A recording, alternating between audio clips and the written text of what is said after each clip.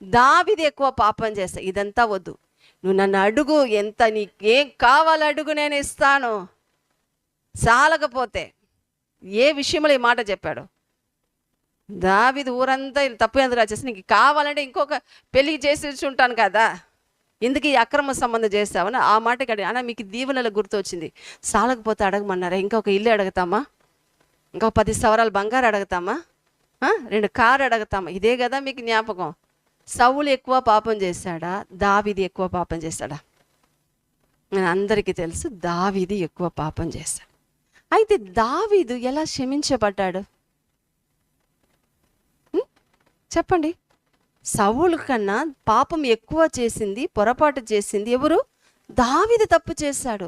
దేవుడు కోపం వచ్చి తన సేవకులను పంపిస్తున్నప్పుడు చెప్పు, వాడిని గద్దించి ఖండించని పంపిస్తున్నాడు. అంత పెద్ద పాపం చేశాడు. అయితే దావీదుకి క్షమాపణ వచ్చింది.